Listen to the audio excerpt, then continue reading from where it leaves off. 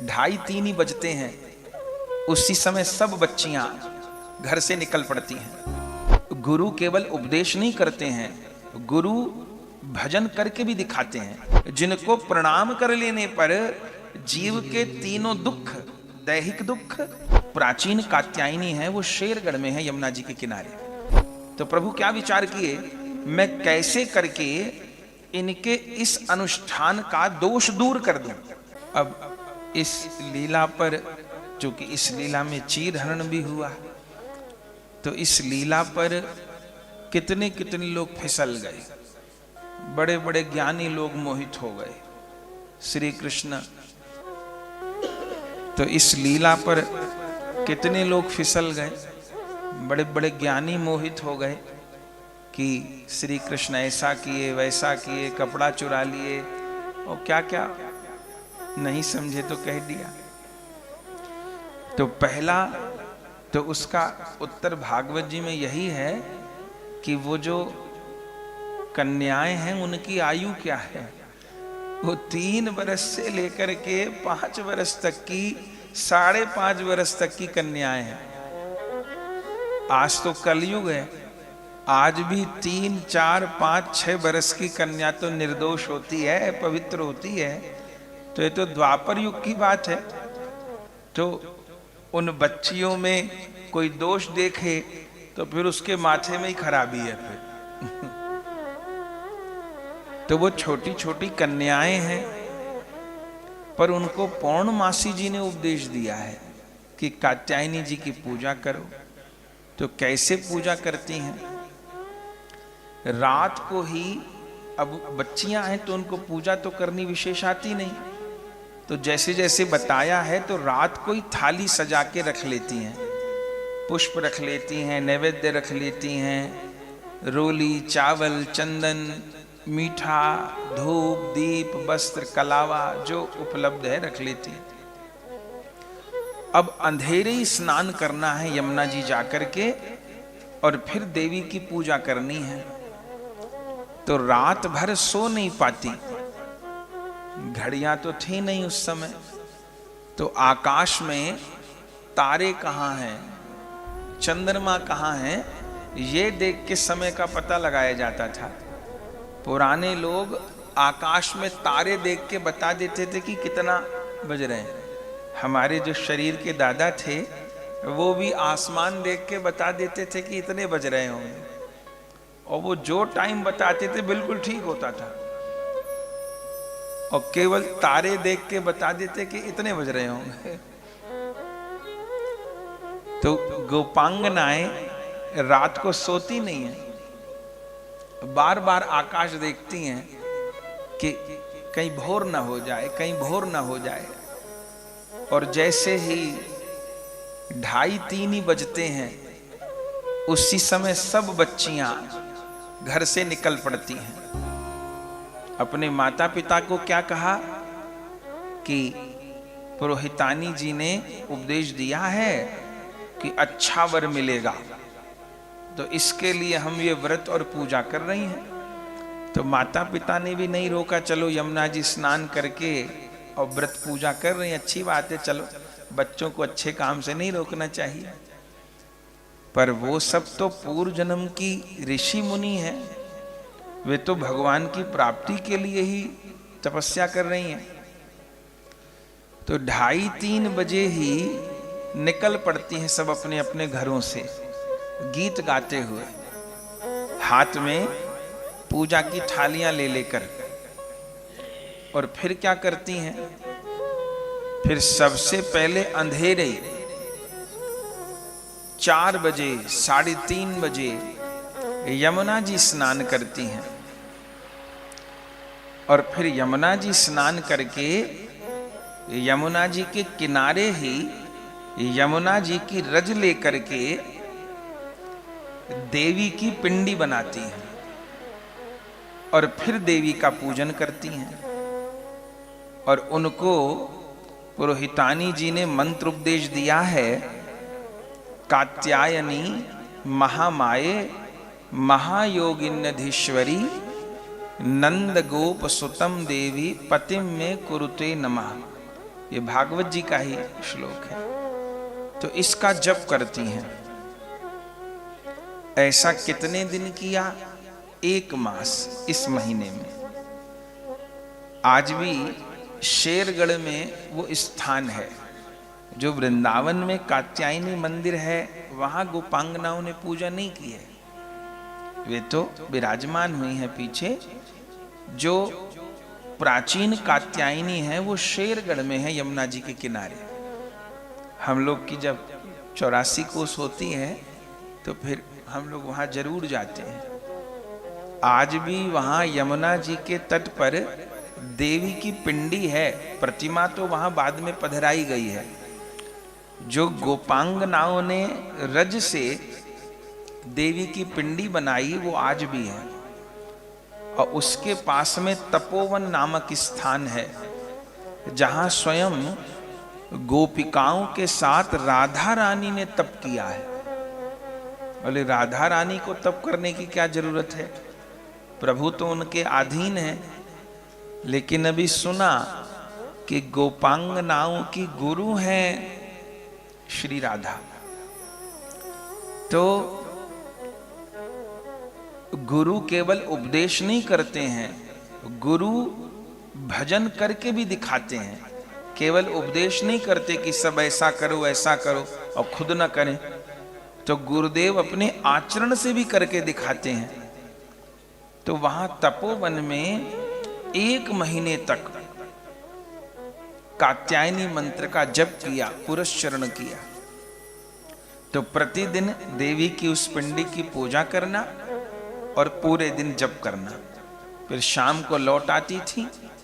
केवल एक समय हविष्या अन्न ग्रहण करती थी और पूरे दिन कुछ नहीं। और श्रद्धा विश्वास कितना है गोपांगनाओं का। पहले दिन ही देवी की पूजा की। अच्छा, पूजा भी विशेष करना नहीं जानती, छोटी छोटी बालिकाएं हैं। कभी पहले तिलक कर देंगी, फिर स्नान करवा देंगी, फिर भोग लगा देंगी, फिर आरती कर देंगी, फिर जल चढ़ा देंगी, फिर वस्त्र पहना देंगी, फिर चंदन लगा देंगी। माने जैसे जिसको आता है वैसे ही देवी को पूज लेती हैं। लेकिन उसके बाद फिर प्रणाम करती हैं मैया को। तो मन में क्या भावना है?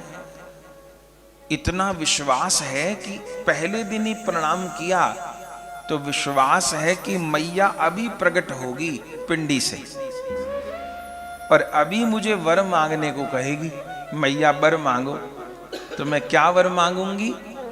बोले कात्यायनी महामाये महायोगिन्नधीश्वरी नंद गोप सुतम देवी पतिम में कुरुते नमः। नंद गोप के पुत्र श्री कृष्ण मुझे प्रियतम रूप में प्राप्त हो, मुझे उनकी सेवा प्राप्त हो। करते करते पूरा महीना बीत गया। रोज सेवा करती हैं और रोज जप करती हैं। अब आज अघन की पूर्णिमा आ गई। अब तो और सवेरे चली, क्योंकि आज तो व्रत की पूर्णता थी, आज तो अनुष्ठान पूर्ण होना है। तो मन में बहुत बेचैनी थी। पहुंची और सोच रही हैं आज तो देवी अवश्य वर प्रदान करेंगी ही हमको। पहुंची और स्नान करने के लिए यमुना जी में प्रवेश किया। तट पर अपने वस्त्रों को रख दिया और आज प्रभु पधारे। और फिर बड़ी प्रसिद्ध कथा है, ठाकुर जी पधारे और किया क्या? बोले सब गोपांगनाएं जब यमुना जी में प्रवेश किया स्नान करने के लिए तो ठाकुर जी सबके वस्त्र उठा लिए। इसी को चीरहरण कहते हैं। सबके वस्त्र प्रभु उठा लिए और उस बट वृक्ष पर बांध दिए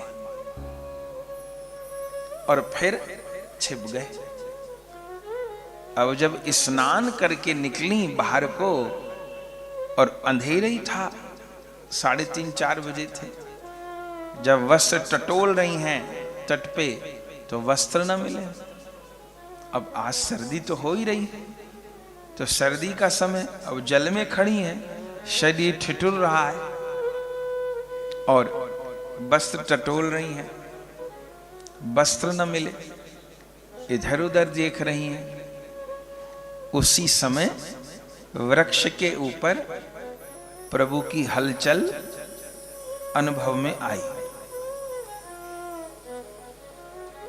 और जैसे लगा कि कोई वृक्ष पर है तो उनको और संकोच हुआ।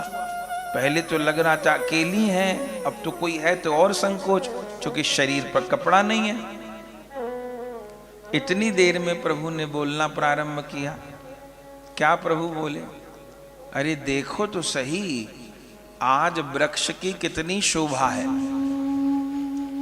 आज तो इस बट के ऊपर कैसे रंग बिरंगे फूल लगे हैं। वो जो प्रभु सबके वस्त्र बांध दिए, किसी का लहंगा, किसी की चुनरी, पूरे पेड़ पे। तो प्रभु क्या कह रहे? आज तो बड़े रंग बिरंगे फूल खिले हैं इसके ऊपर। और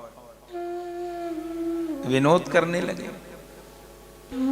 और जैसे गोपांगनाओं ने प्रभु का स्वर सुना तो सारा जब तब तो प्रभु की प्राप्ति के लिए कर रही, लेकिन संकोच भी प्रभु से बहुत है।